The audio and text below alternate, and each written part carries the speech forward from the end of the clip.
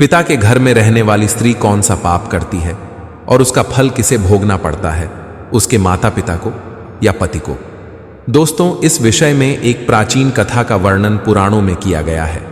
आज हम आपको वह महान कथा सुनाने वाले हैं। एक समय की बात है, देवर्षि नारद यमलोक में यमराज से मिलने के लिए जा रहे होते हैं तो उन्हें यम मार्ग में स्थित नरकों में अनेक स्त्रियां यातनाएं भोगती हुई दिखाई पड़ती है, जिन्हें देखकर देवर्षि को बड़ा विस्मय होता है। उन स्त्रियों का अंग अंग जल रहा होता है और वे जोर जोर से चीत्कार कर रही होती है, हाय, हमने पिता के घर में रहकर घोर पाप किया है, अब हमें इस पाप से मुक्ति कैसे मिलेगी? उनका करुण विलाप सुनकर नारद जी यमराज के पास चले जाते हैं। नारद जी को देखकर यमराज उनका स्वागत करते हुए कहते हैं, हे देवर्षि, यमपुरी में आपका स्वागत है। आज किस प्रयोजन से आपका यमपुरी में आगमन हुआ है? अवश्य ही आप कोई महत्वपूर्ण समाचार लेकर आए होंगे। देवर्षि नारद कहते हैं, हे धर्मराज, आज मैं आपके दर्शन करने के लिए ही आ रहा था, किंतु मैंने यमपुरी के मार्ग में बड़ी ही विचित्र घटना देखी है, जिससे मेरे मन में शंका निर्माण हो गई है। कृपया आप मेरी इस शंका का समाधान कीजिए। यमराज कहते हैं, हे देवर्षि, आपके मन में जो भी शंका हो निसंकोच होकर पूछिए, मैं आपकी शंका का समाधान करने का प्रयास अवश्य ही करूंगा। फिर देवर्षि कहते हैं, हे धर्मराज, आज जब मैं आपके दर्शन करने के लिए आ रहा था तभी मैंने नरक में कष्ट भोग रही कुछ स्त्रियों को देखा है, जो जोर जोर से विलाप कर रही थी कि उन्होंने पिता के घर में रहकर घोर पाप किया है। इसीलिए मैं आपके पास यही जानने के लिए आया हूं कि एक स्त्री पिता के घर में रहकर कौन सा पाप करती है और उस पाप का दंड किसे भोगना पड़ता है। यमराज कहते हैं, हे देवर्षि, आपने उचित ही प्रश्न किया है। आपके इस प्रश्न के उत्तर में समस्त मानव जाति का कल्याण छिपा हुआ है। आपके इस प्रश्न का उत्तर देने से पूर्व मैं आपको महाराज कंस के जन्म की कथा सुनाता हूँ। महाराज कंस के जन्म की इस कथा के माध्यम से आपकी शंका भी दूर हो जाएगी और समस्त मनुष्य जाति को महत्वपूर्ण ज्ञान की प्राप्ति होगी। इसीलिए आप इस कथा को ध्यान से पूरा सुनिए। जो भी मनुष्य इस कथा का श्रवण करता है, मैं उसके 32 अपराध माफ करता हूं। देवर्षि कहते हैं, हे धर्मराज, आप इस कथा को अवश्य कहिए। मैं इस कथा को सुनने के लिए उत्सुक हूं। मैं इस कथा को ध्यान पूर्वक सुनकर इसका प्रचार करूंगा। फिर यमराज देवर्षि को वह कथा सुनाने लगते हैं। हे देवर्षि, 28वें द्वापर युग के आने पर यह इतिहास घटित होने वाला है। यदुकुल नरेश वीरवर उग्रसेन के यहाँ पर जो घटना घटित होने वाली है, मैं उसी का भूतकाल के रूप में आपके समक्ष वर्णन करता हूँ। माथुर प्रदेश में मथुरा नाम की नगरी है। उस नगरी में उग्रसेन नाम के यदुवंशी सम्राट राज्य करते थे। महाराज उग्रसेन बड़े ही पराक्रमी, संपूर्ण धर्मों के तत्वज्ञ, बलवान, दानशूर तथा अत्यंत बुद्धिमान थे। महाराज अपनी प्रजा का पालन करने में तत्पर तथा सत्य धर्म का पालन करने वाले थे। उसी समय में विदर्भ नाम के देश पर सत्यकेतु नाम से एक प्रसिद्ध राजा राज्य करते थे। महाराज सत्यकेतु की एक पुत्री थी जिसका नाम पद्मावती था, जो अत्यंत सुंदर, सत्य धर्म का पालन करने वाली, गुणवान, चरित्रवान तथा स्त्री के समस्त गुणों से युक्त साक्षात लक्ष्मी के समान रूप वाली थी। महाराज सत्यकेतु ने जब अपनी पुत्री का विवाह करने का विचार किया और उनके लिए उचित वर खोजने लगे तो उन्हें उस समय पर महाराज उग्रसेन के समान दूसरा कोई दिखाई न पड़ा। इसीलिए उन्होंने अपनी पुत्री का विवाह महाराज उग्रसेन से करा दिया।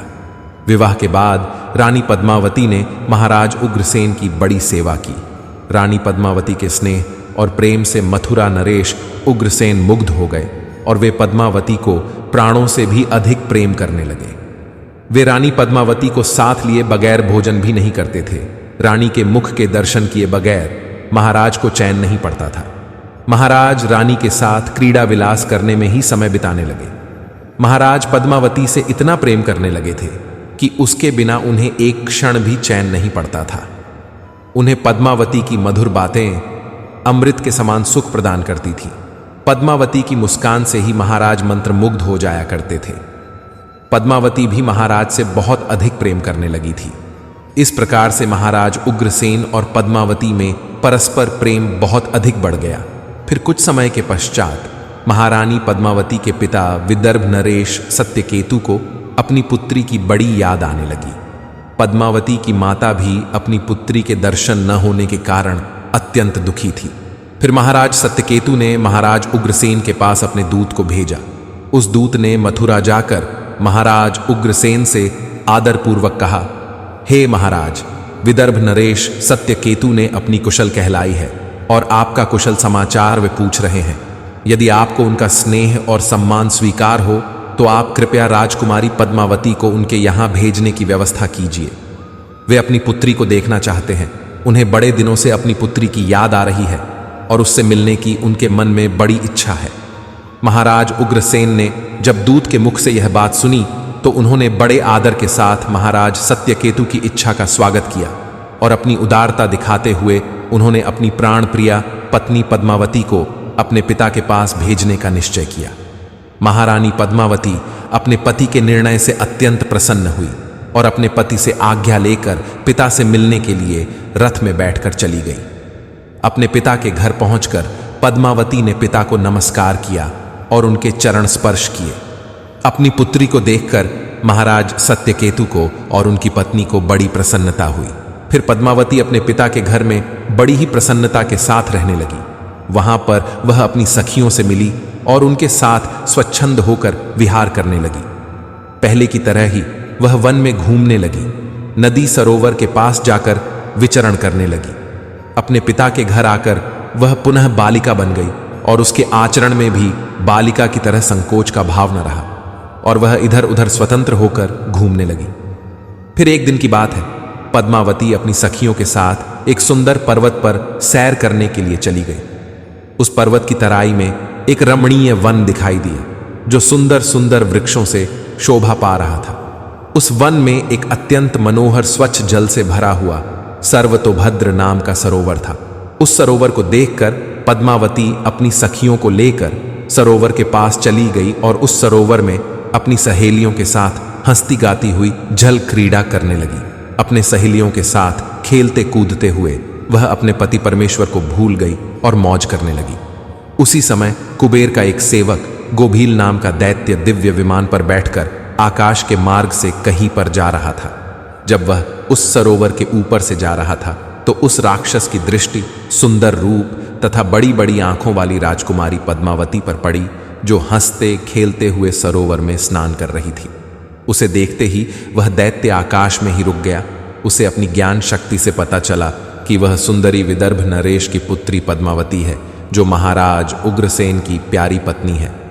वह दैत्य गोभील इस प्रकार से सोचने लगा, हाय, यह पद्मावती कितनी सुंदर है, इसका रूप कितना मनोहर है, किंतु यह पतिव्रता होने के कारण आत्मबल से सुरक्षित है, पर पुरुष के लिए इस सुंदरी को पाना असंभव है। महाराज उग्रसेन बड़ा ही मूर्ख है जो उसने अपनी इतनी सुंदर मनोहर रूप वाली पत्नी को मायके में भेज दिया। यह सुंदरी देवताओं के लिए भी दुर्लभ है। इस समय कामदेव मुझे बहुत पीड़ा दे रहे हैं। मैं कैसे इस सुंदरी के निकट जाऊं और इसका उपभोग करूं? इसके साथ भोग विलास करने की मेरे मन में बड़ी इच्छा हो रही है। इतना सोचते हुए उस राक्षस ने एक उपाय निकाला और फिर उसने महाराज उग्रसेन का रूप धारण किया। उसने पूरी तरह से अपने शरीर को महाराज उग्रसेन में बदल दिया। वह हूबहू महाराज उग्रसेन की तरह ही दिखाई पड़ रहा था। फिर वह उस वन में एक वृक्ष के नीचे जाकर बैठ गया और उसने मधुर संगीत बजाना शुरू कर दिया। वह मधुर संगीत मोहित करने वाला था। जब पद्मावती और उसकी सखियों ने उस मधुर संगीत को सुना तो उनका मन विचलित हो गया और वह मधुर संगीत की तरफ आकर्षित होने लगी। वह सोचने लगी, यह मधुर संगीत कौन बजा रहा है जिसने हम सभी को मंत्रमुग्ध कर डाला है? पद्मावती के मन में उस संगीत बजाने वाले को देखने की इच्छा हो गई। वह उस संगीत का पीछा करते हुए अपनी सखियों के साथ जाने लगी तो उसने देखा कि एक वृक्ष के नीचे कोई पुरुष बैठा है जो महाराज उग्रसेन की तरह दिखाई पड़ रहा था। वास्तव में वह दुष्ट राक्षस गोभील था जो महाराज का रूप धारण करके बैठा हुआ था। महाराज उग्रसेन को वहां पर बैठा हुआ देखकर पद्मावती सोचने लगी, मेरे धर्मपरायण पति अपना राज्य छोड़कर इतनी दूर कब और कैसे चले आ गए? महारानी इस प्रकार से सोचने ही लगी थी कि महाराज उग्रसेन के भेष में बैठे हुए उस दुष्ट गोभील ने स्वयं ही महारानी को पुकारा, हे प्रिय, यहां पर मेरे पास आ जाओ, मैं तुम्हारे बिना जी नहीं सकता। सुंदरी, तुमसे अलग रहकर मुझे चैन नहीं पड़ रहा था। तुम्हारे दर्शन किए बगैर भोजन करना भी असंभव हो गया था। इसी कारण से मैं खुद ही चलकर तुम्हारे पास आ गया हूं। मैं तुमसे एक क्षण भी दूर नहीं रह सकता। अपने पति के ऐसे वचन सुनकर महारानी पद्मावती कुछ लज्जित सी हो गई और शर्माते हुए वे उनके सामने जाकर खड़ी हो गई। फिर महाराज के भेष में बैठे उस पापी ने महारानी का हाथ पकड़ लिया और उन्हें लेकर जंगल में एकांत स्थान पर ले गया। वहां पर उसने अपनी इच्छा अनुसार पद्मावती के साथ भोग विलास करने लगा। लेकिन महाराज उग्रसेन के गुप्त अंग में कुछ एक निशानी बनी हुई थी जो इस बहरूपीय के शरीर के अंग पर दिखाई नहीं पड़ रही थी, जिसे देखकर महारानी अचानक से भयभीत हो गई। उसे समझ में आ गया कि यह महाराज उग्रसेन नहीं है, उनका रूप धारण करके कोई बहरूपिया आया है। महारानी पद्मावती तुरंत वहां से उठ खड़ी हुई और अपने वस्त्र संभाल कर पहन लिया। महारानी के हृदय में इस घटना से बड़ा दुख हुआ। एक पापी बहरूपीय ने महाराज का रूप धारण करके उनका उपभोग किया, जिससे महारानी बहुत क्रोधित हो गई और उस राक्षस से कहने लगी, अरे नीच, जल्दी बता तू कौन है? तूने महाराज का रूप धारण करके मेरा उपभोग करके घोर पाप किया है। तू महापापी और निर्दयी है। इतना कहकर महारानी की आंखें भर आई और वह रोते हुए उस पापी को श्राप देने लगी। हे दुष्ट, दुरात्मा, तूने मेरे पति का रूप धारण करके मेरे साथ छल किया है। मेरे इस पवित्र शरीर को मलिन कर दिया है। मेरे उत्तम पतिव्रता व्रत को नष्ट कर डाला है। अब यहीं पर तू मेरा प्रभाव देख ले। मैं तुझे अत्यंत कठोर श्राप दूंगी। रानी पद्मावती की बात सुनकर वह राक्षस गोभील अपने असली रूप में आ गया और कहने लगा, हे दुष्टा, पतिव्रता स्त्री से तो समस्त राक्षस और दानव दूर भागते हैं। मैं तो जन्म और कर्म से राक्षस ही हूं, इसीलिए मुझे श्राप देने से पूर्व तुम मेरे दोष का विचार करो। तुम मुझे कौन से अपराध के लिए श्राप दे रही हो? मेरे राक्षसी स्वभाव के कारण ही मैंने ऐसा कृत्य किया है। पद्मावती कहने लगी, हे पापी राक्षस, मैं साध्वी और पतिव्रता नारी हूँ। मेरे मन में मेरे पति का ही वास है। मैं केवल अपने पति की ही कामना करती हूँ। मैं सदा उन्हीं के लिए व्रत एवं तपस्या करती हूँ। मैं अपने धर्म मार्ग पर चल रही थी, किंतु तूने माया रचकर मेरे साथ अन्याय किया है। मेरा पतिव्रता धर्म नष्ट कर डाला है। इसीलिए हे दुष्ट, मैं तुझे भस्म कर डालूंगी। फिर वह राक्षस गोभील कहने लगा, हे राजकुमारी, यदि तुम उचित समझो तो मेरी बात सुनो। मैं धर्म की बात कह रहा हूं। जो स्त्री प्रतिदिन मन, वाणी और क्रिया द्वारा अपने पति की सेवा करती है, पति के संतुष्ट होने पर ही स्वयं संतुष्ट होती है। पति के गुस्सा होने पर भी उसका त्याग नहीं करती, उसके दोष का विचार नहीं करती, अपने पति के हर काम में उसका साथ देती है। पति के अलावा कभी किसी पुरुष का विचार तक नहीं करती। वह स्त्री पतिव्रता कही गई है। यदि कोई स्त्री खुद का कल्याण चाहती है तो वह अपने पति का कभी त्याग नहीं करती। पति चाहे रोगी हो, कोढ़ी हो, बूढ़ा हो, अंगहीन हो अथवा पापी हो, पतिव्रता स्त्री कभी अपने पति का परित्याग नहीं करती है। जो स्त्री अपने पति को छोड़कर अपना मन दूसरे कार्यों में लगाती है, पति को भूलकर खुद मौज उड़ाती है, स्वेच्छाचारिणी बनकर पति को छोड़कर अकेले ही इधर उधर घूमने लगती है, उसे संसार में व्यभिचारिणी कहा गया है। जो स्त्री पति की अनुपस्थिति में श्रृंगार करती है, सज धज कर इधर उधर घूमती है, विहार करती है, दूसरे पुरुषों के सामने नाच गाना करती है, उसे कुलटा कहा जाता है। हे राजकुमारी, तुम बताओ, अपने पति को छोड़कर तू इस वन में किस लिए आई है? पति की सेवा करना छोड़कर तू सज धज कर श्रृंगार करके इस वन में क्यों भटक रही है? तुझे शर्म नहीं आती? और फिर तू किस मुंह से कह रही है कि तू पतिव्रता है? कर्म से तो तुम पतिव्रता दिखाई नहीं पड़ती हो। तुम पति के बिना निर्भय होकर इस पर्वत में और वन में मतवाली होकर घूम रही हो, इसीलिए तुम पापिनी हो। मैंने तुझे सही राह पर लाने के लिए ही तेरा उपभोग करके तुझे दंड दिया है। अब तू इसके बाद कभी ऐसी धृष्टता नहीं करेगी। इसीलिए तुम मुझे बताओ तो, पति को छोड़कर किस लिए यहां पर आई हो? ये श्रृंगार, ये आभूषण, ये मनोहर सुंदर सुंदर वस्त्र धारण करके किसके लिए घूम रही हो? तुम्हारा पति तो दूर विदेश में रहता है, तू किसके लिए इतना सज धज कर घूम रही हो? हे पापिनी, अब बोलो ना, किस लिए और किसके लिए ये सब किया? कहां है तुम्हारा पतिव्रता धर्म? दिखाओ तो मुझे। व्यभिचारिणी स्त्री के समान बर्ताव करने वाली नारी, तुम इस समय अपने पति से 400 कोस दूर हो। कहां है तुम्हारे अंदर पति को देवता मानने का भाव? अरे दुष्ट कहीं की, तुझे शर्म भी नहीं आती? खुद के ऐसे बर्ताव पर तुझे घृणा भी नहीं होती, तू क्या मेरे सामने बोलेगी? तू खुद पाप करके यहां पर घूम रही है, सुंदर वस्त्र आभूषण पहनकर पराये पुरुषों को आकर्षित कर रही है और मुझे बता रही है कि तू पतिव्रता है। उस गोभील के ऐसे वचन सुनकर पद्मावती बोलने लगी, ओ नीच राक्षस, तू सुन, मेरे पिता ने मुझे अपनी पति के घर से बुलाया है, इसीलिए मैं आई हूँ। इसमें पाप कहाँ है? मैं काम, लोभ तथा मोह के वश में पति को छोड़कर नहीं आई हूँ। इस वन में भी मैं सदैव अपने पति का ही चिंतन करती रहती हूँ। लेकिन हे पापी, तूने मेरे पति का रूप धारण करके मुझे धोखा दिया है। एक पतिव्रता स्त्री का पतिव्रता धर्म भंग करने वाले को घोर नरक में डाला जाता है, उसे बाद में सूअर के जन्म में डाल दिया जाता है। क्या तुझे इतना भी नहीं पता? तू नहीं जानता, मैं अपने पति से बहुत प्रेम करती हूँ। मैंने कभी अपने पति का अपमान नहीं किया, सदैव उनकी सेवा की है।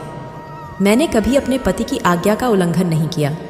तो फिर क्यों तूने एक पतिव्रता स्त्री को दूषित करने का दुस्साहस किया है?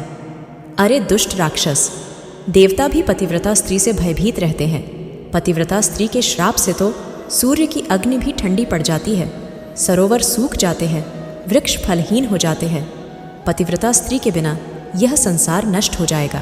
फिर गोभील ने कहा, पद्मावती, अब मेरी बात सुनो। अंधे मनुष्य को कुछ भी दिखाई नहीं देता है। इस समय पर तुम धर्म रूपी नेत्रों से हीन हो गई थी, इसीलिए तुम अपने पति को पहचान नहीं पाई।